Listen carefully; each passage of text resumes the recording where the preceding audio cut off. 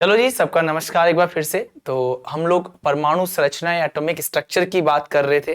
तो आगे बात करते हैं। कल हमने जो पढ़ा था मैं आपको बता देता हूं हमने क्या पढ़ा था। हम परमाणु संरचना की बात कर रहे थे। तो देखो भाई, लैब असिस्टेंट के जितने भी बच्चे तैयारी कर रहे हैं, एक बात आप ध्यान रखना, जो आपका सिलेबस है 2 पॉइंट पढ़ते हुए चलना। थोड़ा सा ज्यादा पढ़ लेना कोई बात नहीं, लेकिन बहुत ज्यादा डीप में मत जाना, कोई मतलब नहीं है, ठीक है ना। पेपर देखोगे तो आपको लग जाएगा, जो जो आपके टॉपिक्स लिखे हुए हैं उन्हीं में से क्वेश्चन बन रखा है। एक दो क्वेश्चन की बात नहीं करता हूं, लेकिन अधिकतर जो 90% क्वेश्चन होते हैं, 95% क्वेश्चन वो आपके टॉपिक्स में से आ जाते हैं। तो जो जो इंडिकेशन दे रखा है केवल वही पढ़ना, ठीक है ना। थोड़ा सा ज्यादा चलता है लेकिन बहुत ज्यादा कोई मतलब नहीं है, ठीक है। चले तो स्टार्ट करते हैं। परमाणु संरचना एटॉमिक स्ट्रक्चर की हम लोग बात कर रहे थे। तो इसके अंदर हमने इलेक्ट्रॉन, प्रोटॉन और न्यूट्रॉन की बात की थी। एक बार मैं उनके चार्जेस वगैरह की, उनके आवेश की, उनके द्रव्यमान या मास की बात कर लेता हूं। तो ध्यान से समझ लेना आप लोग एक बार, ठीक है। देखो भाई, मैं बात कर रहा था इलेक्ट्रॉन की, प्रोटॉन की और न्यूट्रॉन की, ठीक है। ये मूलभूत कण होते हैं, फंडामेंटल पार्टिकल्स होते हैं। पहला इनका चार्ज पूछता है, आवेश पूछ लेता है। चार्ज या आवेश की बात करते हैं तो कैसा होता है, इसके ऊपर नेगेटिव, इसके ऊपर पॉजिटिव और इसके ऊपर जीरो, जानते हो। लेकिन इसका एक मान भी होता है, वो मान आपको याद होना चाहिए। इसका मान होता है 1.6023 इंटू 10⁻⁻19 कूलम। ये माना जाता है नेगेटिव में। जब इसका लिखोगे तो इसको बस पॉजिटिव में बना देना और पूरी की पूरी वैल्यू वैसा का वैसा लिख देना। और इसका कितना होता है, जीरो होता है। ये इसके चार्ज का वैल्यू है। समझ में आ गई बात। इसके मास को आप लोग याद रखना, जो इसका मास या द्रव्यमान होता है, द्रव्यमान या जो इसका मास होता है, इसका मास होता है 9.1 इंटू 10⁻31 kg। क्लियर है। जब ग्राम में लिखोगे तो तीन वैल्यूज की कम कर देना, -31 से -28 बना देना जब ग्राम में लिखेंगे, ठीक है।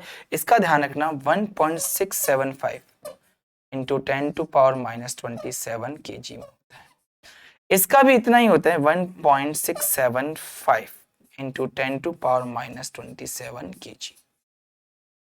लेकिन इसका थोड़ा सा को 0.1 वैल्यू ज्यादा होता है, 0.1 वैल्यू बस इसका थोड़ा ज्यादा होता है। अगर हमसे पूछ ले, देखो ऑलमोस्ट तो बराबर ही लिखा जाता है, ठीक है ना। लेकिन थोड़ा सा, मतलब बहुत थोड़ा सा किसका ज्यादा होता है, न्यूट्रॉन का, ठीक है। 7576 कर देते हैं इसको, कोई फर्क नहीं पड़ने वाला है। यहाँ एक वैल्यू और होती है तो थोड़ा सा 0.1 ज्यादा होता है, ये थोड़ा सा आप ध्यान रख लेना, ठीक है ना। समझ गए यहाँ तक, ठीक है। एएमयू में ध्यान रखना, एटॉमिक मास यूनिट में भी ध्यान रख लेना। इसका होता है 1.007 एएमयू। इसका भी ऑलमोस्ट बराबर ही होता है, बस 1.008 एएमयू होता है।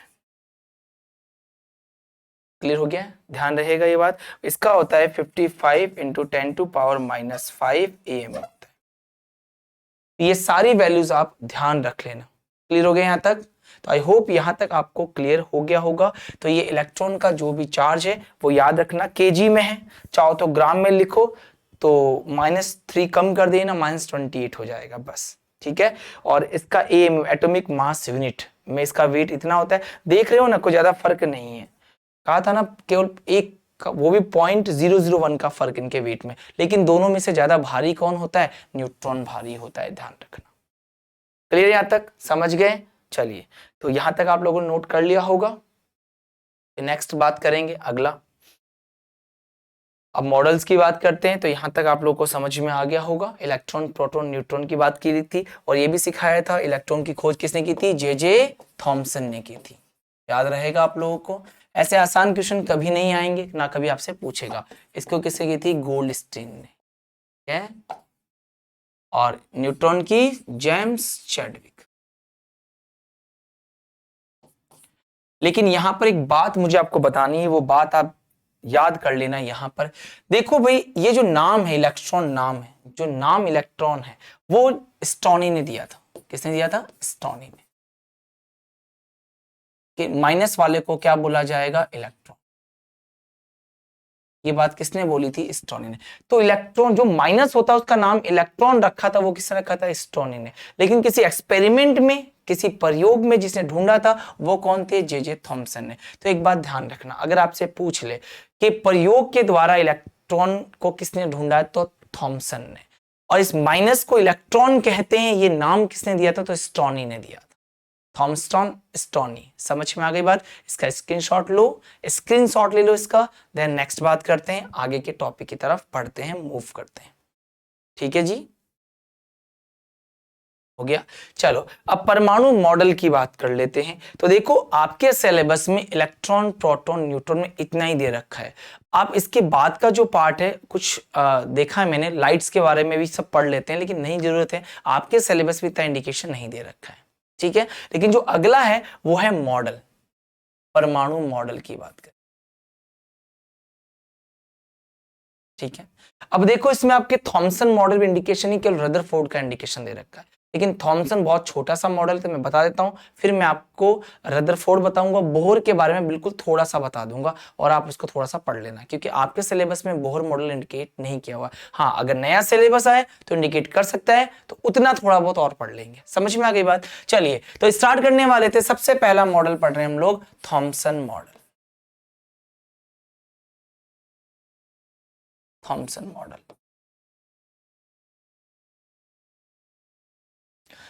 चलो भाई समझना थॉमसन साहब ने क्या बोला था। इनके मॉडल को ध्यान रख लेना आप लोग, प्लम पुडिंग मॉडल कहते हैं। Plum pudding model,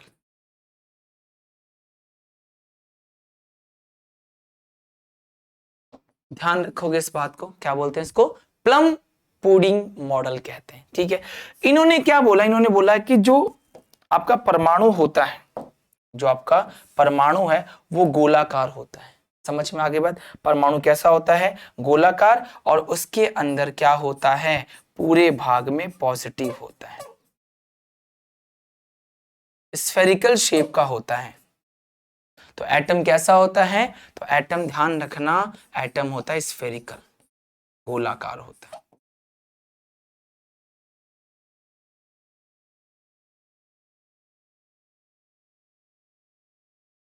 spherical shape का होता है। क्लियर हो गया? और इसके बीच में कहीं कहीं क्या होते हैं? इलेक्ट्रॉन होते हैं, माइनस चार्ज होता है।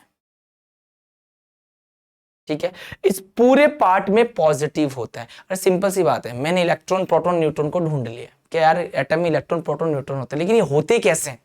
पॉजिटिव कैसे होता है, नेगेटिव कैसे होता है? तो ये सारी बातें धीरे धीरे सीखेंगे। सर थॉमसन ने बोला कि उस वक्त न्यूट्रॉन की बात नहीं करेंगे, कि न्यूट्रॉन की खोज रिसर्च सबसे लास्ट में हुई थी 1932 में, और ये सब 1897 की बातें चल रही है। ठीक है ना? तो देखो उस वक्त केवल माइनस और प्लस ही थे, जीरो वाला कोई चार्ज नहीं था जो न्यूट्रॉन के पास था। ठीक है ना? तो मैं केवल प्लस और माइनस की बातें किया करूंगा, कभी भी जीरो न्यूट्रॉन की बात नहीं करूंगा, क्योंकि इस समय तक हमारे पास में न्यूट्रॉन नहीं था।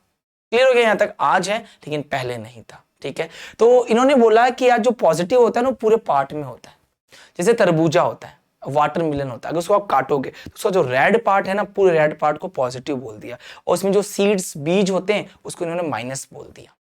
समझ में आ गई बात? क्लियर है? तो इन्होंने बोला कि एटम एक पॉजिटिवली चार्ज स्फीयर होता है, धनावेशित गोला होता है। क्या होता है? एक धनावेशित गोला।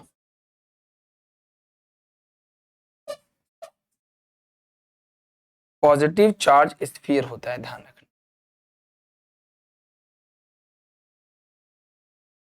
पॉजिटिव चार्ज स्फीयर होता है, पॉजिटिवली चार्ज स्फीयर होता है। समझ में आ गई बात? ठीक है, लेकिन देखा जाए तो ये मॉडल सही नहीं हुआ, ये इस मॉडल में बहुत सारी कमियां आ गई थी, क्योंकि इसके ऊपर रिसर्च किया था रदरफोर्ड ने, जो आपके सिलेबस में इंडिकेट कर रखा है। तो रदरफोर्ड मॉडल को आपको बहुत ध्यान से पढ़ना है। समझ में आ गई बात? बहुत ही इंपॉर्टेंट मॉडल है, क्योंकि यहां से स्टेटमेंट में क्वेश्चन पूछेगा, कथन में बोलेगा रदरफोर्ड मॉडल के कौन सा सही और कौन सा गलत है। तो आप एक एक बात ध्यान से सुनना कि ये क्यों फेल हुआ था। देखो भैया, थॉमसन का ही फ्रेंड था रदरफोर्ड, दोनों क्लासमेट ही थे। रदरफोर्ड इसके पास आया कि देख भाई थॉमसन, तूने चल एटम तो बना ही लिया है ना, तूने बता ही दिया साहब में पॉजिटिव होता है, नेगेटिव होता है, मैं इस पे एक्सपेरिमेंट करके देख लेता हूँ। अगर ऐसा हो गया तो अच्छी बात है, नोबेल प्राइज तेरा हो जाएगा, और अगर तेरी बात गलत हो गई और मेरा कोई नया मॉडल निकला तो मुझे नोबेल प्राइज मिल जाएगा। थॉमसन कहा बढ़िया है भाई, कर ले, मैंने तो ऐसे सोते सोते में बोल दिया था कि हर एक पार्ट में पॉजिटिव और फिर इसमें नेगेटिव होता है। तो रदरफोर्ड ने फिर इसके ऊपर रिसर्च की थी। तो रदरफोर्ड का जो मॉडल है वो आपको बड़े ध्यान से पढ़ना है, वो बहुत ही, एक बार आप इसका स्क्रीनशॉट ले लो फिर मैं आगे बात करता हूं।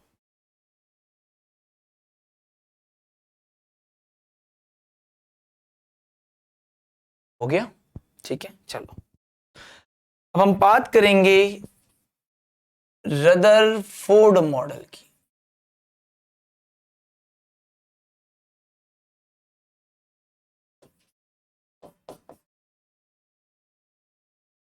रदरफोर्ड मॉडल की बात करें, ठीक है। देखो भाई रदरफोर्ड मॉडल क्या था, इस मॉडल के बारे में आपको कुछ बातें मैं बता देता हूं। रदरफोर्ड साहब ने क्या किया था, इस मॉडल को अल्फा स्कैटरिंग मॉडल भी कहते हैं। It is called alpha scattering model, ठीक है। इसे अल्फा प्रकीर्णन मॉडल भी कहा जाता है, ध्यान रखना ये सभी लोग। क्लियर हो गया। यहां एक बात ध्यान रख लेना, मैं आपको जो इंपॉर्टेंट बात है जो आपको पता होनी चाहिए वो मैं यहां पे लिख देता हूं, ठीक है। इन्होंने नाभिक की खोज की थी। नाभिक की बात या न्यूक्लियस की बात किसने बताई थी, इन्होंने, ठीक है। लेकिन प्रोटॉन की बात की थी गोल्डस्टीन ने। भैया न्यूक्लियस में, नाभिक में प्लस होता है, ये बात किसने बताई थी, सिर्फ पॉजिटिव की बात की तो पॉजिटिव को इन्होंने न्यूक्लियस कहा था, नाभिक कहा था रदरफोर्ड ने, लेकिन उस प्लस को प्रोटॉन, प्रोटॉन की बात गोल्डस्टीन ने की थी। क्लियर हो गया। तो ध्यान रखना नाभिक की रिसर्च किसने की है, रदरफोर्ड। बहुत बच्चे नाभिक को देख के सीधा गोल्डस्टीन बोलते हैं तो पॉजिटिव होता है इसके अंदर, तो पॉजिटिव तो प्रोटॉन का होता है, नाम देते नहीं। नाभिक न्यूक्लियस की बात करेंगे तो ध्यान रखना किसका नाम बोलोगे आप, रदरफोर्ड साहब का नाम बोलो। समझ में आ गई यहां तक बात, ठीक है। इन्होंने अपने जो एक्सपेरिमेंट किया था, जो प्रयोग किया उसमें लिया क्या था, इन्होंने गोल्ड की फॉइल ली,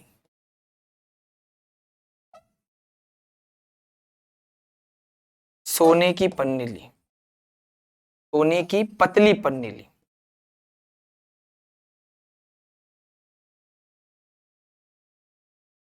गोल्ड फॉइल ली थी जिसकी थिकनेस बहुत कम थी, ठीक है। चलिए, और इन्होंने अल्फा रेज काम में लिए। और एक बात आप ध्यान रखना, अल्फा रेस पे पॉजिटिव चार्ज होता है, याद रहेगा। अल्फा रेस पे कैसा चार्ज होता है, पॉजिटिव, और बीटा रेस पे नेगेटिव चार्ज होता है, ठीक है। तो ये इनके इस एक्सपेरिमेंट में क्या क्या काम में ली गई चीजें मैं बता देता हूं एक बार। और इन्होंने इन्होंने जेडएनएस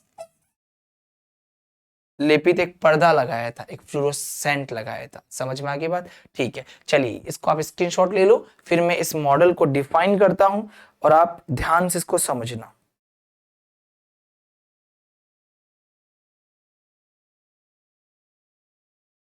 हो गया, ले लिया। चलिए देखो भाई रदरफोर्ड के मॉडल की बात करते हैं जिससे हम अल्फा स्कैटरिंग मॉडल बोल रहे हैं।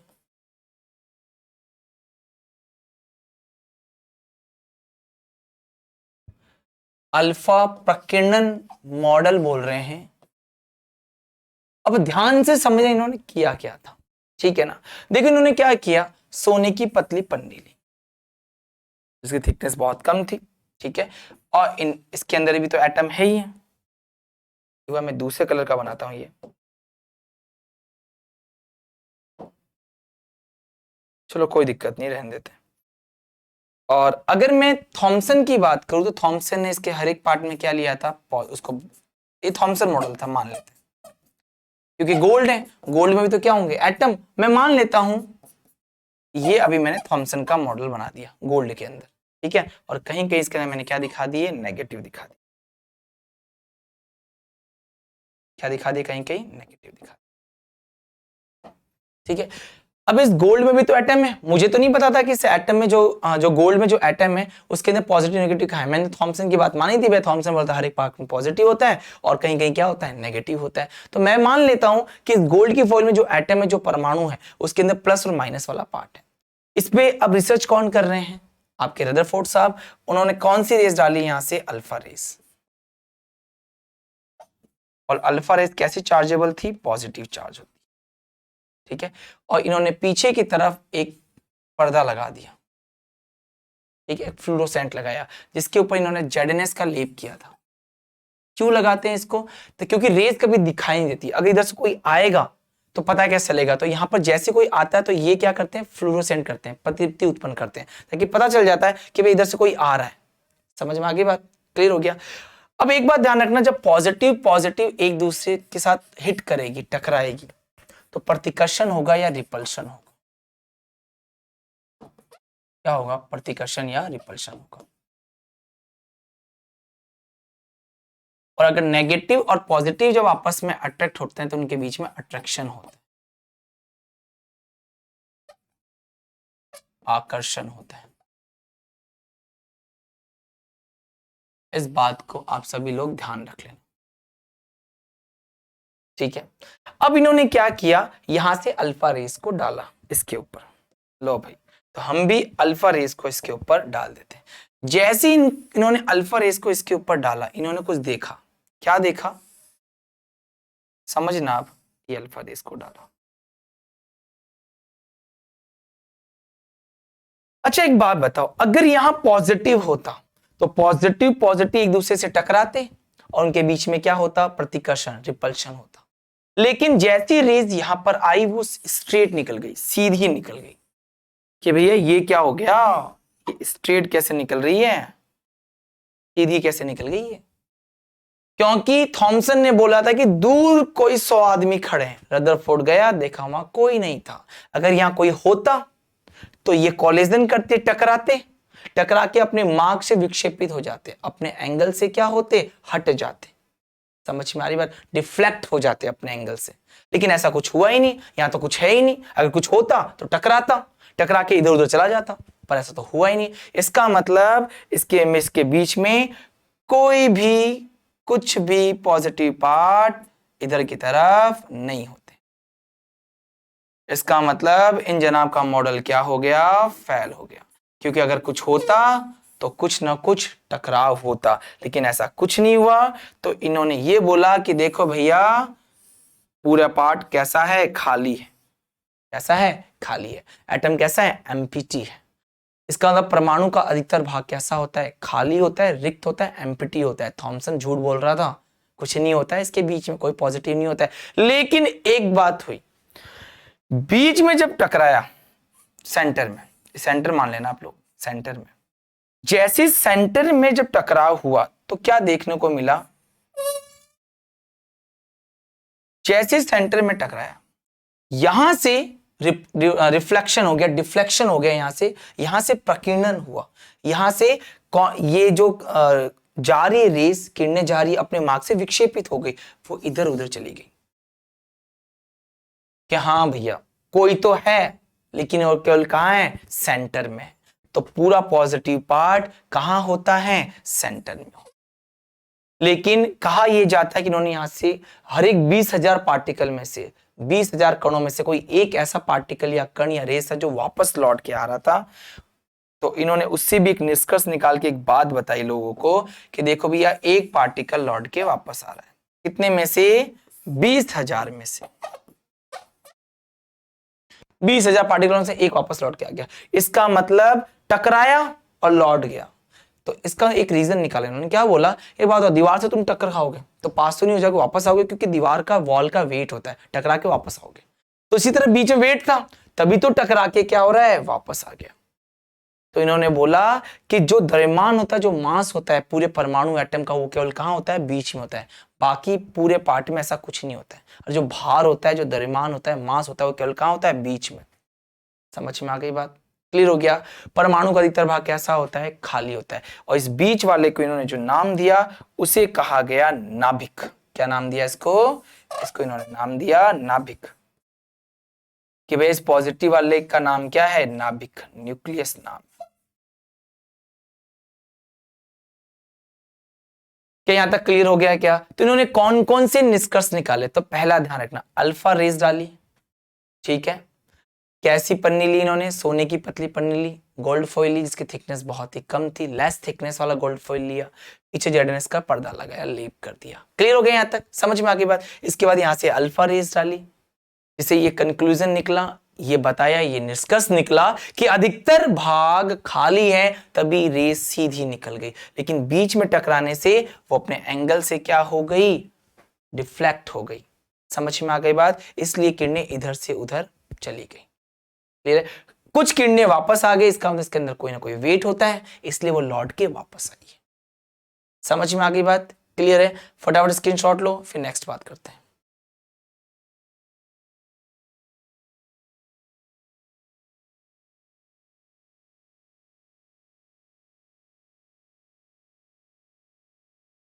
देखो इन्होंने कौन कौन से कंक्लूजन निकाले, उनकी बात करते हैं।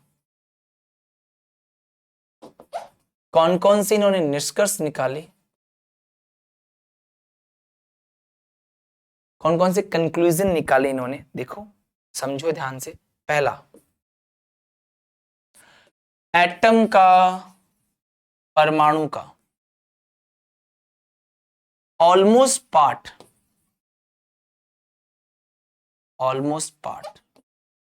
कैसा था, एम्प्टी था। कैसा था, रिक्त था। अधिकतर भाग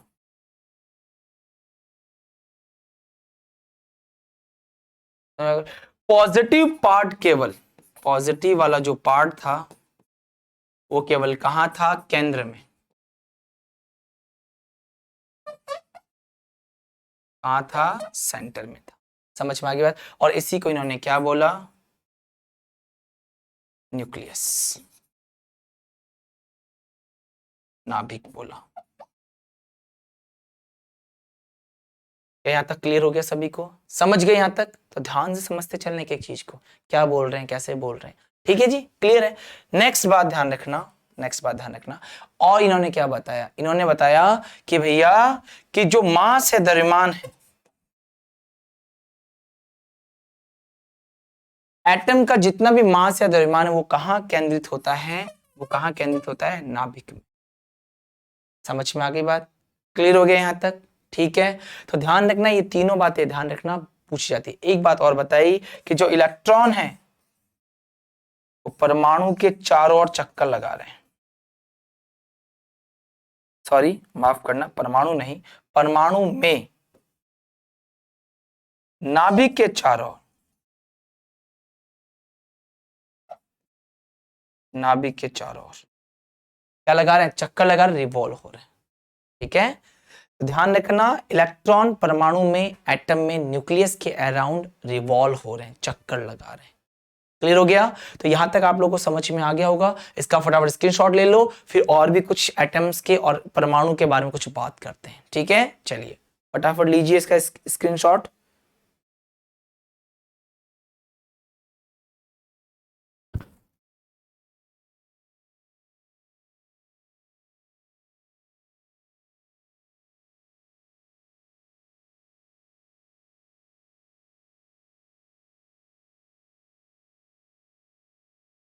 हो गया, ठीक है। अब देखो कुछ नोट ध्यान रखना, पूछ सकता है आपसे, ध्यान रखना। देखो जो एटम होता है, जो परमाणु होता है, परमाणु की त्रिज्या नापी गई, कैलकुलेट किया गया, तो ये देखा गया एटम का जब परमाणु त्रिज्या नापी गई तो क्या देखा गया, जब उसकी रेडियस निकाली गई, तो इसको मैं आर ए से दिखा देता हूं। ठीक है, आर ए से इसकी रेडियस दिखा देता हूं मैं। जब नापा गया त्रिज्या को, चलो छोटे आर से दिखाते हैं, तो मैं भी छोटे आर से दिखा देता हूं। रेडियस को निकाला गया तो मिला 10 की पावर -10। समझ में आ गई बात? और जब जब पूरे परमाणु की बात होगी, जब नाभिक का देखा गया, नाभिक या न्यूक्लियस का निकाला गया, उसका होता है 10 की पावर -15। समझ में आ गई बात? तो कहने का मतलब है कि एटम बड़ा है और न्यूक्लियस छोटा है। समझ में आ गई बात? तभी तो देखो ना, नेगेटिव वैल्यू जितनी कम होती है उतनी बड़ी होती है, और जितनी वैल्यू ज्यादा होती है उतनी वो छोटी होती है। तो ये देखा गया कितने गुना होता है, तो ये निकाल के देखा गया कि R A equal upon R N. ये कितना है, 10 की पावर -10। ये कितना है, 10 की पावर -15। ये ऊपर जाएगा, 10 की पावर +15 हो जाएगा। जब ये कटेगा तो ऊपर कितना, ऊपर चला जाएगा तो कितना हो जाएगा, 10 की पावर 5। तो बताओ जो परमाणु होता है वो नाभिक से कितने गुना बड़ा होता है? 10 की पावर 5 गुना बड़ा होता है। ध्यान रखना आर ए बराबर होता है आर एन इंटू 10 की पावर 5। क्लियर हो गया है? अरे सिंपल सा है। इसका वैल्यू कितना 10 टू पावर माइनस 10 हो गया। इसका कितना 10 टू पावर माइनस 15 है। दोनों का रेशियो निकाल दिया।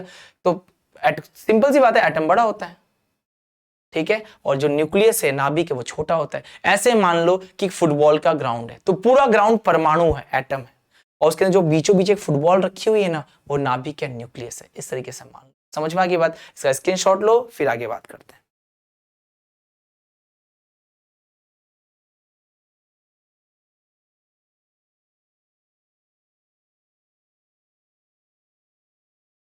हो गया? ठीक है, आगे बात कर लो। अच्छा, ये मीटर में होता है, ध्यान रखना, मीटर में होता है। हो गया यहां तक? तो यहां तक क्लियर हो गया होगा, ठीक है। चलिए नेक्स्ट, अब बात करते हैं आयतन की। किसका आयतन ज्यादा होगा? तो बहुत सिंपल सी बात है, जब रेडियस ज्यादा, त्रिज्या ज्यादा, तो आयतन भी किसका ज्यादा होगा? परमाणु, एटम का। तो देखा ये गया, एटम का, परमाणु का जो आयतन होता है, ऐसे लिख देता हूं मैं इस तरीके से, आप सीधा याद करके लिख देना इसको। एटम परमाणु का आयतन, वॉल्यूम ऑफ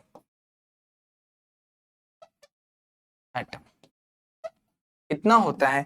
तो ध्यान रखेंगे आप लोग, इसका जो वॉल्यूम होता है एटम का, वो होता है 10 की पावर 15 इंटू नाभिक का आयतन।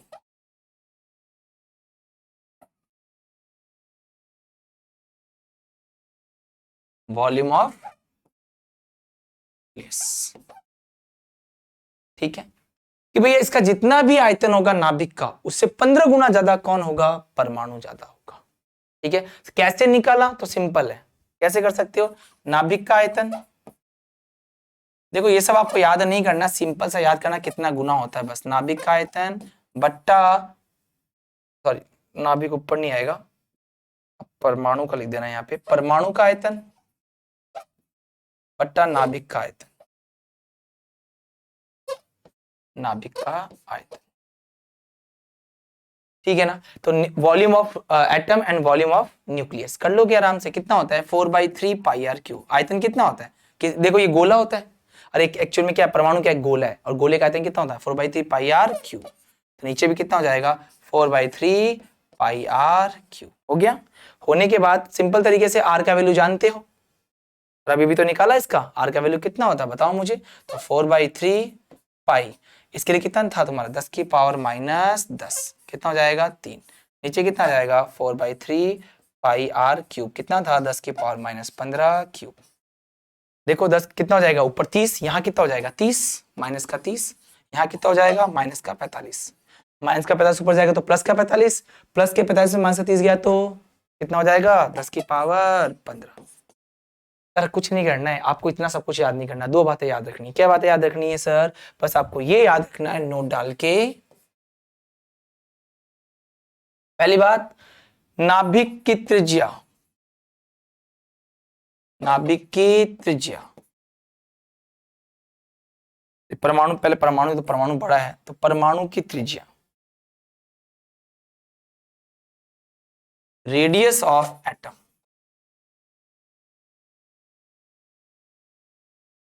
बराबर करके याद रखना। क्या याद रखोगे? कितनी बड़ी होती है? 10 की पावर 5 बड़ी होती है नाभिक की त्रिज्या से। बस वो आपसे पूछेगा, पूछेगा आपसे कि परमाणु की त्रिज्या कितने गुना बड़ी होती है नाभिक से, तो 10 की पावर 5, ये मीटर में है नाभिक की त्रिज्या। Radius of nucleus. समझ में आ गई बात? ठीक है, और ये तो पहली बात हो गई। दूसरी बात क्या याद रखोगे? इसका आयतन, परमाणु का आयतन। बस ये दो बातें याद रख लेना, बहुत है। कैसे निकला, क्या निकला, रहने देना। वॉल्यूम ऑफ एटम कितने के बराबर होता है? 10 की पावर 15 इंटू नाभिक का आयतन।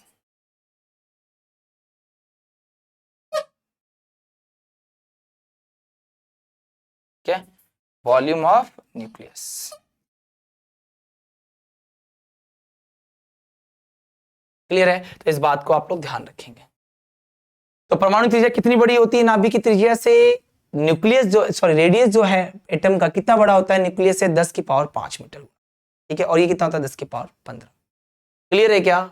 ठीक है, चलिए नोट कीजिए फटाफट, फिर आगे बात करते हैं।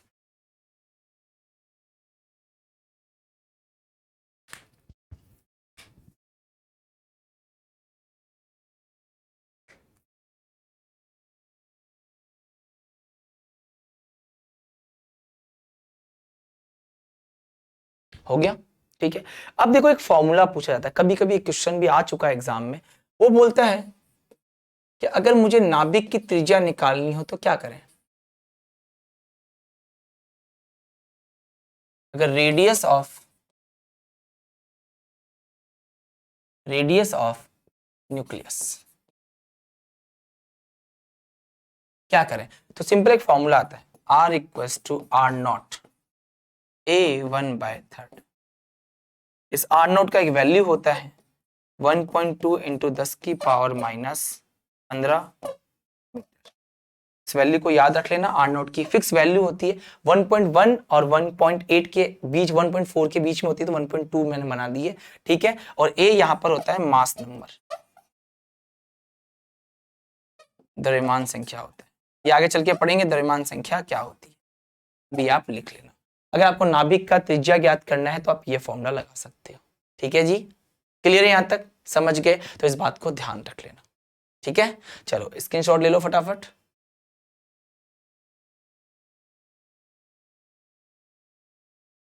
हो गया? ठीक है, चलो एक क्वेश्चन करते हैं यहीं पे। देखो एक क्वेश्चन करते हैं, तो ये ध्यान रखना, ये फॉर्मूला बहुत इंपॉर्टेंट फॉर्मूला है, ध्यान रखना है इसको। ठीक है ना? अगर नाभिक की त्रिज्या निकालनी हो, न्यूक्लियस की रेडियस निकालनी हो, तो आप क्या करोगे? इस फॉर्मूले से कैलकुलेट कर लोगे। ठीक है ना? जैसे क्वेश्चन दे दिया, क्या क्वेश्चन है मेरा? क्वेश्चन ये है मेरा कि अगर मान लो एल्यूमिनियम है, तो एल्यूमिनियम का आप लोगों को निकालना है रेडियस, इसकी त्रिज्या निकालनी, इसके नाभिक की त्रिज्या निकालनी है, इसके निकालनी है इसके न्यूक्लियस की।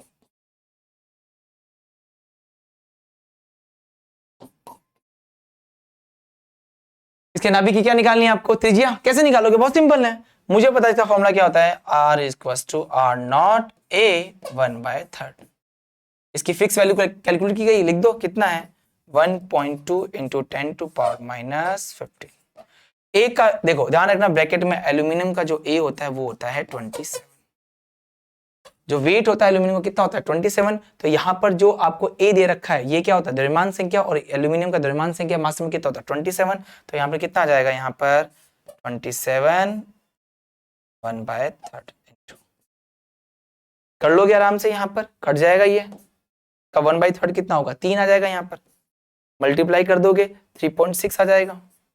देखो ना, 3 को 1.2 मल्टीप्लाई करो कितना आ जाएगा? 3.6 इंटू 10 टू पावर -।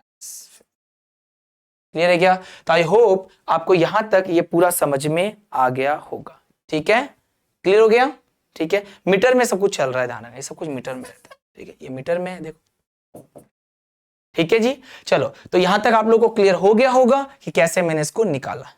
आसान है, आराम से कर सकते हो, किसी का भी पूछ ले तो उसका मास नंबर आपको पता होना चाहिए। किसी ये कैसे याद होगा? या तो वो देगा, अगर वो नहीं देगा तो मैं आपको 1 से लेकर 30 तक के सबके मास नंबर लिखवा दूंगा।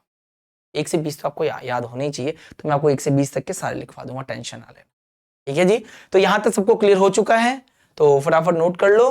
तो क्लियर, आगे बढ़ जाओ। चलिए अब बात करते हैं drawback of Rutherford model. Rutherford model की कमियां, ऐसी क्या कमियां रही जिससे मॉडल फेल हो गया?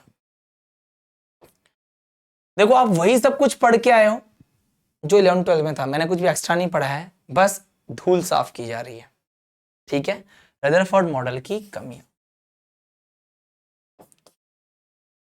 Drawback of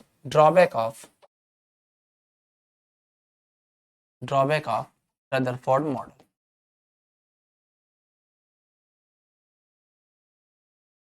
drawback of Rutherford model, क्या क्या ऐसी कमी रही?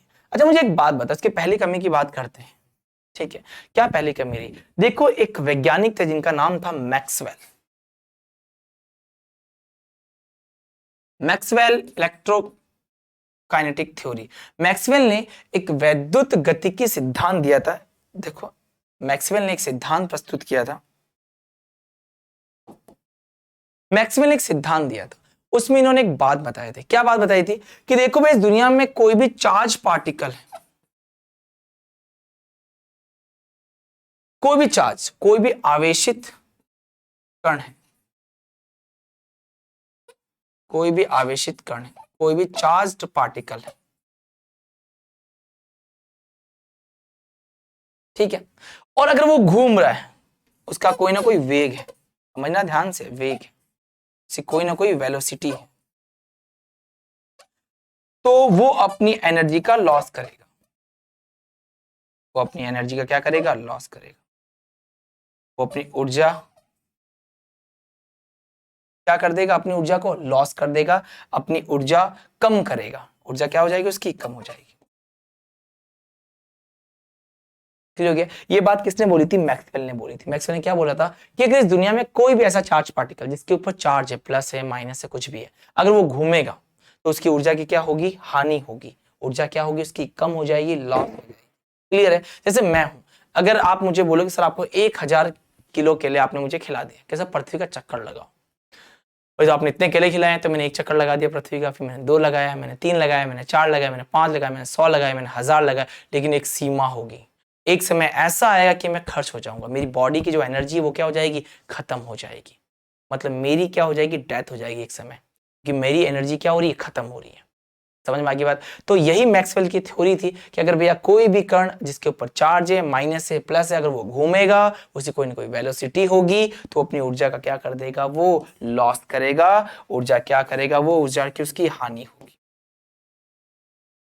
क्लियर हो गया? अब मैक्सवेल ने रदरफोर्ड से एक सवाल पूछा। क्या पूछा? थोड़ा सा देखो। इतना तो आप समझ चुके हैं अब तक, जितना आप लोगों ने पढ़ा है। क्या पढ़ा है आप लोगों ने? बता देता हूं कि ये पॉजिटिव है, ठीक है, और आसपास कौन घूम रहे होते हैं? इलेक्ट्रॉन। तो मैक्सवेल ने पूछा एक बात बता, तो तेरा इलेक्ट्रॉन है, वो भी तो चार्ज पार्टिकल है, उस पर भी तो माइनस है, और वो भी तू बोल रहा है वो घूम रहा है। रदरफोर्ड बिल्कुल घूम रहा है कि अगर घूमेगा तो मेरी थ्योरी क्या कहती है भैया? मैक्सवेल बोलते हैं मेरी थ्योरी ये बोलती है अगर किसी पे चार्ज है, अगर वो घूमेगा तो अपनी ऊर्जा की हानि करता हुआ, अपनी ऊर्जा का लॉस करता हुआ कहां के गिर जाना चाहिए? नाभिक के अंदर। लेकिन ऐसा नहीं होता है। क्या कभी कोई एटम खत्म हुआ है? क्या नहीं हुआ है। जैसे मान लो कोई सोना ही है, ठीक है ना, तुम उसको बना रहे हो, अब उसमें तो इलेक्ट्रॉन घूम रहे होते हैं। कभी ऐसा होता है क्या उसका इलेक्ट्रॉन नाभिक में गिर जाए और नाभिक या न्यूक्लियस में गिरते ही एटम खत्म हो जाए? है कि भाई येलो भैया सोना तो भी हाथ में था, गायब हो गया। ऐसा कभी होता है क्या? नहीं, क्योंकि एटम स्टेबल है। आपका वो जो गोल्ड है, सोना, वो स्टेबल है, स्थायी है।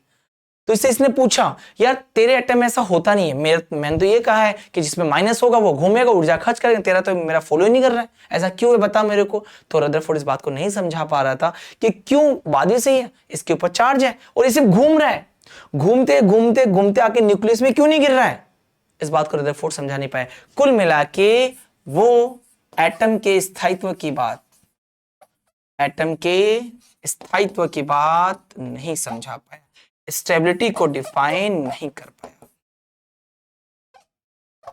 डिफाइन नहीं, do not define the stability of atom. ये परमाणु के स्थायित्व को नहीं समझा पाए कि क्यों इलेक्ट्रॉन घूमता है लेकिन अपनी एनर्जी का, अपनी ऊर्जा का लॉस नहीं करता है। क्यों? ये मैक्सवेल की बात को नहीं बात को नहीं मान रहा है, क्योंकि मैक्सवेल ने तो बोला था माइनस से तो घूमेगा, चार्ज है, घूम रहा है, घूमेगा तो अपनी एनर्जी को लॉस करेगा, लॉस करता हुआ आके न्यूक्लियस में गिर जाना चाहिए, लेकिन ये तो कुछ हो ही नहीं, तो घूमते जा रहा है।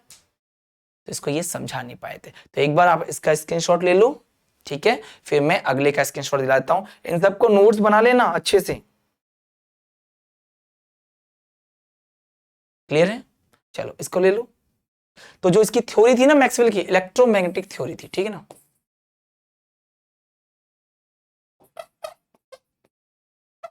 इलेक्ट्रोमैग्नेटिक थ्योरी थी, ठीक है ना, ध्यान रखना। वैद्युत चुंबकीय सिद्धांत, ठीक है, इसकी थ्योरी को ध्यान रखना, स्क्रीनशॉट लेके रखना आप लोग, ठीक है, और इसका भी स्क्रीनशॉट ले लेना। क्लियर है? तो ये एटम पूछ ले कि अभी रदरफोर्ड की कमी कौन सी थी, तो ये परमाणु के स्थायित्व को, उसके मॉडल के जो स्टेबिलिटी है उसको वो डिफाइन नहीं कर पाया। ठीक है जी, चलिए नेक्स्ट बात करते हैं। अब देखो अगर मैं नेक्स्ट बात करूं, दूसरी कमी क्या थी। जैसे आपने देखा होगा, चलो स्पेक्ट्रम का वर्ड करते हैं, जैसे आपने हॉस्पिटल वगैरह में देखा होगा, ठीक है ना, इस तरीके से कुछ चलता हुआ, देखो इस तरीके से,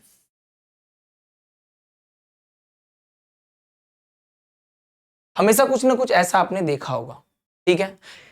ये दिल की धड़कनें होती है, हॉस्पिटल होता है ना, अपने बॉडी से जुड़ा होता है, ठीक है ना, और इस तरीके से धड़कनें चलती है। इसका मतलब क्या होता है, इसका मतलब ये होता है कि कभी धड़कन ज्यादा हो रही है, कभी कम हो रही है, कभी ज्यादा हो रही है, कभी कम हो रही है, कभी ज्यादा कभी कम, और अगर ऐसी लाइन आ गई तो खेल खत्म है। कि अगर फिल्मों में देखा होगा, जैसे फिल्मों में देखते हैं हम लोग, कैसे चल रही होती है और फिर खेल खत्म। इसको कहते हैं स्पेक्ट्रम, ठीक है। और भी अच्छे से पढ़ेंगे स्पेक्ट्रम क्या क्या होते हैं, आपके ज्यादा नहीं है सिलेबस में, है ना, कितने टाइप्स के होते हैं, ये सब नहीं है आपके, तो मैं आपको बहुत ही सिंपल तरीके से बता रहा हूँ, ये होता है स्पेक्ट्रम। तो जब एटम का स्पेक्ट्रम लिया गया, समझना ध्यान से, एटम क्या लिया गया, स्पेक्ट्रम लिया गया।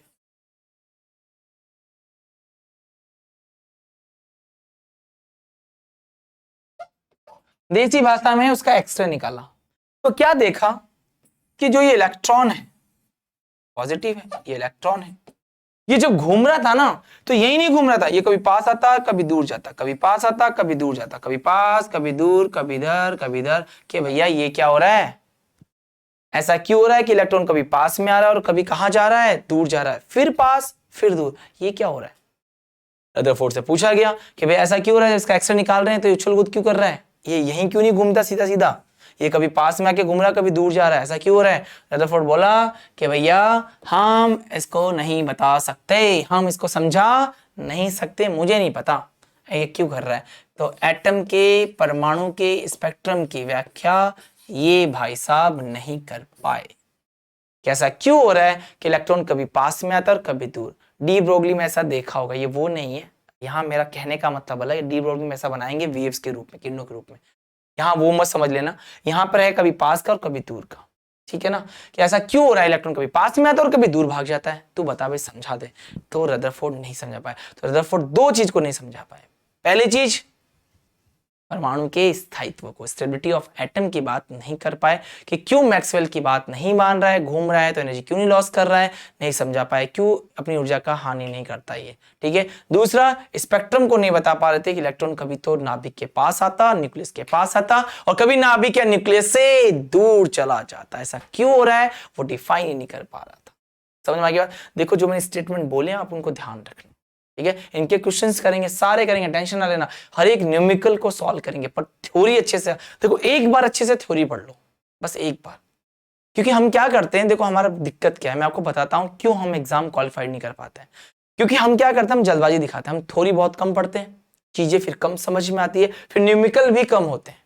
थ्योरी अच्छी होगी तो न्यूमेरिकल का पार्ट स्ट्रांग होगा। और हमारे इस पेपर में एक बात ध्यान रखना, लेविस्टन के पेपर में सबसे जो इंपॉर्टेंट बात है ना, वो है भैया कि हमें पूरी थ्योरी अच्छे से आनी चाहिए, ताकि हम पेपर में अच्छे से लॉजिक लगा सकें। कोई चीज भूल जाओगे तो थ्योरी से पकड़ में आ जाती है, ठीक है। तो जो भी वीडियो में आ रहा है आपने पढ़ा होगा, माना मैंने, लेकिन एक बार देख के आप उसको नोट जरूर बनाना और हर एक बात ध्यान रखना, ठीक है जी। तो यहां तक क्लियर हो गया है सबको। चलिए देखो भाई, यहां के बाद में जो मॉडल आया था वो आया था बोहर मॉडल, जो आपके सिलेबस में इंडिकेशन नहीं है। तो यहां पर जो जनरली आपको बात याद रखनी है रदरफोर्ड में, पहला बात इसको अल्फा स्कैटरिंग मॉडल कहते हैं, अल्फा प्रकीर्णन मॉडल कहते हैं। दूसरा क्या कहेंगे, इन्होंने क्या बताया, इन्होंने बोला कि एटम का ऑलमोस्ट पार्ट खाली होता है, बीच में कौन होता है, न्यूक्लियस, नाभिक होता है, जो पूरे परमाणु का भार रखता है, द्रव्यमान रखता है, मास रखता है। समझ में आगे बात, पूरे एटम का मास द्रव्यमान रखता है, क्लियर है। तीसरी बात क्या बताई इन्होंने कि इलेक्ट्रॉन घूमता है नाभिक के चारों ओर, बहुत बहुत बधाई की बात है, घूम रहा है, अच्छी बात है ना। लेकिन क्या नहीं समझा पाए, घूमते घूमते क्यों अपनी एनर्जी का लॉस नहीं करता, और स्पेक्ट्रम को नहीं समझा पाए, ठीक है, क्लियर है। और इसका रेडियस, जो एटम का रेडियस होता है वो नाभिक से कितने गुना बड़ा होता है, 10 की पावर 5, और इसका वॉल्यूम में आयतन कितने गुना बड़ा होता है, 10 की पावर 15। यही तो है, खत्म, ठीक है। अब कुछ पॉइंट्स की बात करते हैं, कुछ इंपॉर्टेंट पॉइंट्स को लेंगे। अब ये सबसे इंपॉर्टेंट पॉइंट्स है भाई, वेरी वेरी इंपॉर्टेंट, यहां से आपको क्वेश्चन पूछे जाएंगे, ठीक है। तो सबसे पहला जो मैं ले रहा हूं यहां पर, परमाणु क्रमांक।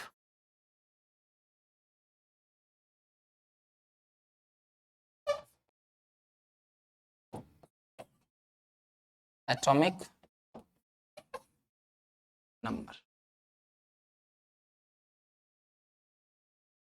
ये एटॉमिक नंबर, ये परमाणु क्रमांक क्या होता है मैं आपको बता देता हूं। तो इतना हमें पता चल गया है, मैं आपको बताता हूं कि भाई ध्यान रखना, बीच में क्या होता है, पॉजिटिव होता है, आसपास कौन घूमते हैं, इलेक्ट्रॉन, और इस पॉजिटिव के अंदर प्रोटॉन होता है और न्यूट्रॉन होता है। बाद में तो पता चल ही गया था, बाद में सब बता दिया था, बोर मॉडल में पढ़ेंगे आगे चल के, और आगे और अच्छे से पढ़ेंगे, ठीक है ना। लेकिन अभी थोड़ा ध्यान रखना, और इस प्रोटॉन और न्यूट्रॉन को सम्मिलित रूप से बोलते हैं न्यूक्लियॉन्स। क्या बोलते हैं, इसे प्रोटॉन होता है प्लस होता है, ठीक है, इनको क्या बोलते हैं, न्यूक्लियॉन। ध्यान रखना, इसको न्यूक्लियॉन बोलते हैं।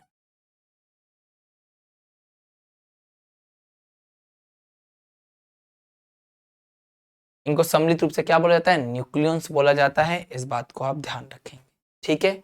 तो देखो भाई परमाणु क्रमांक क्या होता है, जैसे आप पढ़ते हो ना, हाइड्रोजन नंबर 1 होता है, हीलियम का नंबर 2 होता है, लिथियम का 3, 4, 5, 6 नंबर कैसे होते हैं। तो बहुत ही सिंपल तरीका है, कैसे होते हैं तो मैं आपको समझा देता हूं, मैं आपको बता देता हूं कि जो प्रोटोनों का नंबर होता है, प्रोटोनों की संख्या, number of proton is called atomic number, परमाणु क्रमांक कहलाता है। इसको हम जेड से दिखाएंगे। क्लियर हो गया। दूसरी बात, बस प्रोटॉनों की संख्या नहीं छोड़नी है, बराबर करके ध्यान रखना उदासीन इलेक्ट्रॉनों की संख्या भी होती है।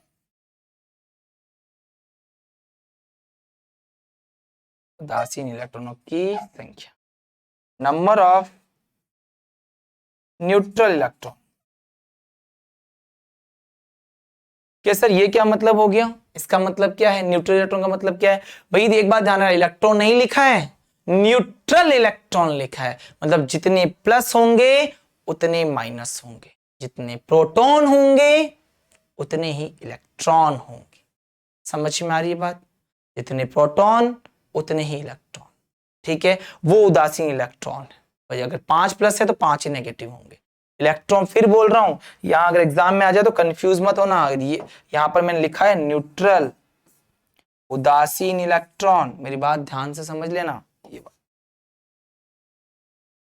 क्लियर हो गया यहां तक। तो इस बात को आपको पता होना चाहिए कि कैसे किया है, ठीक है। अब ऐसे कौन से क्वेश्चन बनते हैं उनकी भी बीच में बात करते हुए चलेंगे, ठीक है जी। क्लियर है यहां तक, स्क्रीनशॉट ले लो फटाफट, फिर आगे बात करते हैं।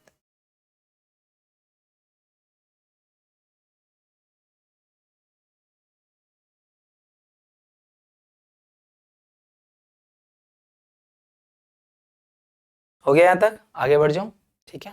चलिए, तो ध्यान रखना Z बराबर क्या लिखा हुआ रखा है, number of proton, sorry plus क्यों लगाया मैंने, बराबर ध्यान रखना number of neutral electron, number of प्रोटोनों की संख्या बराबर न्यूट्रल उदासीन इलेक्ट्रॉनों की संख्या, उदासीन इलेक्ट्रॉनों की संख्या।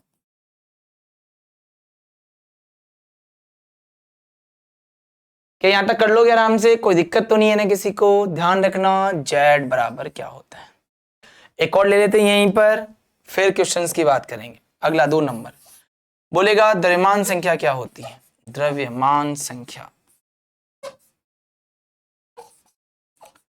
मास नंबर क्या होता है।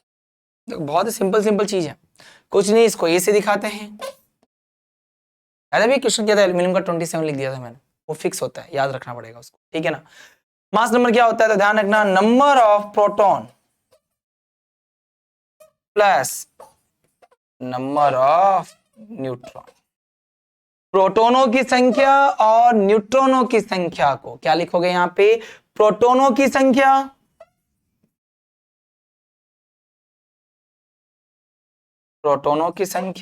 प्लस न्यूट्रॉनों की संख्या क्या कहलाती है जी, द्रव्यमान संख्या या मास नंबर कहलाती है। यहां तक क्लियर रहेगा, ठीक है। स्क्रीनशॉट ले लो, फिर क्वेश्चन सॉल्व करते हैं। इस बार नीट में भी कौन सा आया, आपके भी कौन सा आएगा, आगे किसी और एग्जाम में भी कौन सा आएगा, सबकी बात करेंगे। जो जो क्वेश्चन आ चुके एग्जामों में इन टॉपिक से उनकी तो बात करेंगे, क्योंकि वही तो क्वेश्चन बाबा घूमते रहते हैं इधर उधर, सभी क्वेश्चंस को पढ़ेंगे। ठीक है, चलिए नोट कीजिए, हो गया, स्क्रीनशॉट ले लिया आप लोगों ने। चलो नेक्स्ट बात करें, अब क्वेश्चन करते हैं, समझना ध्यान से। क्वेश्चन ये है, calculate the number of electron, proton and neutron. निम्न में इलेक्ट्रॉन, प्रोटॉन और न्यूट्रॉन की संख्या बताइए, संख्या बताइए। देखो भाई, एक दो एग्जांपल मैं करता हूं, फिर आप पढ़ने के बाद में आप कमेंट में इनके आंसर्स पहले बताना। अगर जैसे आप पढ़ लिया, वीडियो को पोस्ट करना, आप कमेंट में इनका आंसर बताना। ठीक है, समझ गए। चलिए तो पहला क्वेश्चन लेते हैं, ये रहा। जैसे आगे कार्बन 6 और 12। एक बात और बतानी थी, जो नहीं जानता मैं बता देता हूं। यहां पर x कोई एलिमेंट है, नीचे हमेशा लिखा होता है z। z का मतलब क्या होता है, परमाणु क्रमांक, एटॉमिक नंबर, और a का मतलब होता है परमाणु द्रव्यमान संख्या।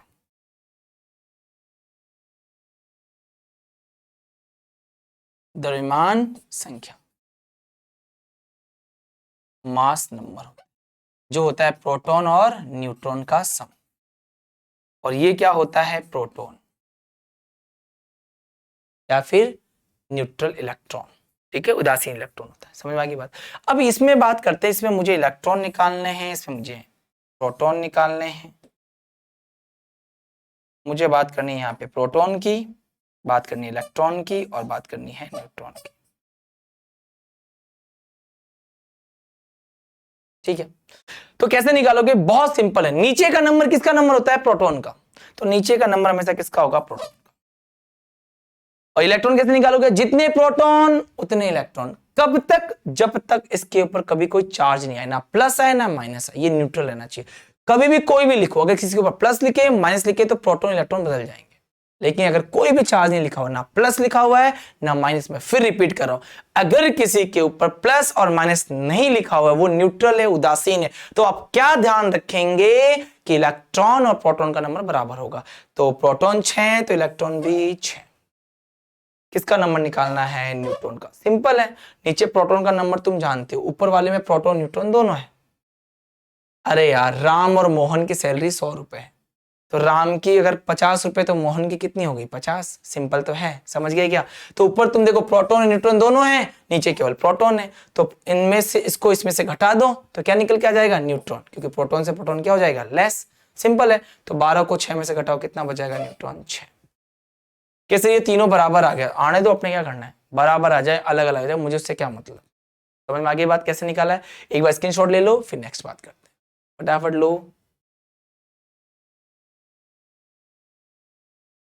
क्लियर है यहां तक, समझ गए। चलो नेक्स्ट, दूसरा क्वेश्चन करते हैं। देखो, अब आप खुद ही कर लेना, जैसे ही आ गया, ये सब लिखा हुआ मिलेगा आपको, टेंशन ना, सारे वेटेड सब लिखे हुए मिलेंगे। क्या सर्च करना है अपने को, प्रोटॉन, इलेक्ट्रॉन एंड न्यूट्रॉन, कर लोगे। नीचे का नंबर कितना है, 7, तो ये भी कितना है, 7।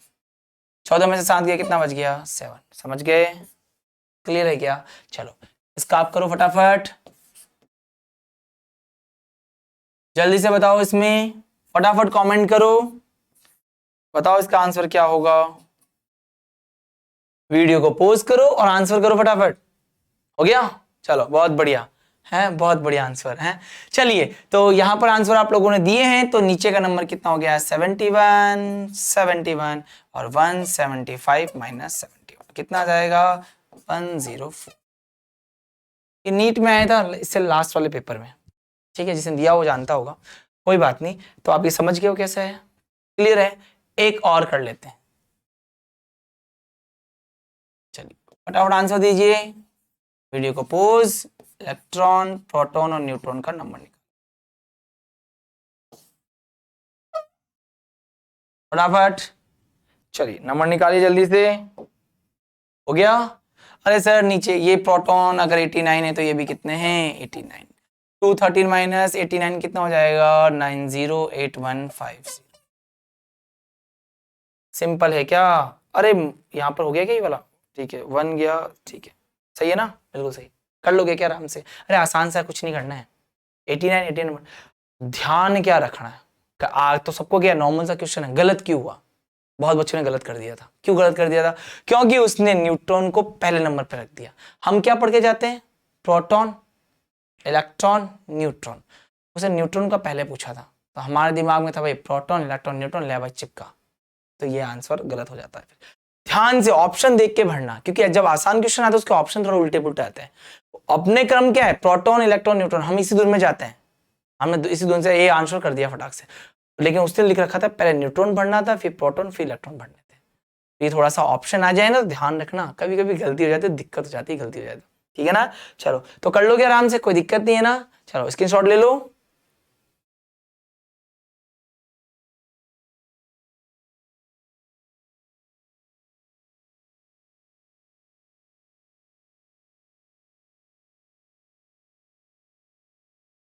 हो गया? समझ गया? चलो तो निकाल लेना। आप घर पे भी निकाल सकते हो। जैसे 1H1 आ गया, 1H2 आ गया, जैसे 1S3 आ गया। इसको ध्यान रखना, हाइड्रोजन बोलते हैं, इसको ड्यूटेरियम बोलते हैं और इसको ट्राइटेनियम बोलते हैं, इनका नाम होता है। इसमें अगर आपसे पूछ ले प्रोटॉन का नंबर, इलेक्ट्रॉन का नंबर और न्यूट्रॉन का नंबर, कर लोगे? कितना है इसके अंदर? 1। ये भी कितना है? 1। 1 में से 1 गया, कितना हो गया? 0। न्यूट्रॉन नहीं होता है हाइड्रोजन में, ठीक है ना?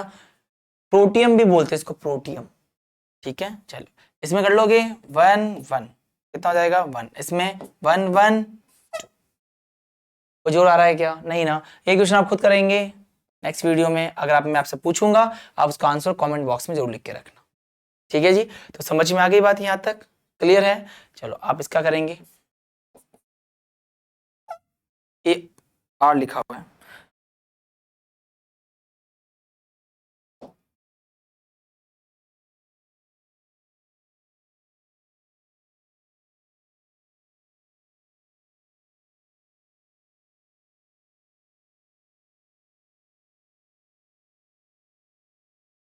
कर लोगे इसको?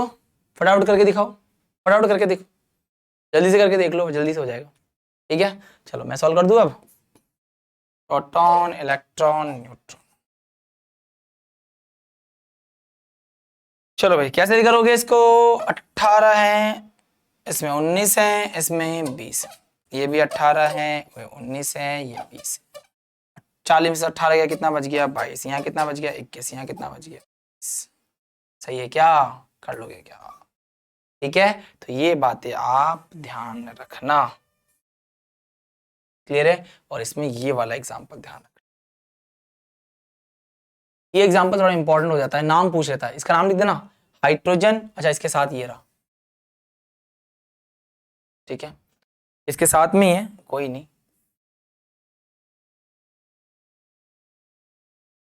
ये लो भाई कर दिया साथ में,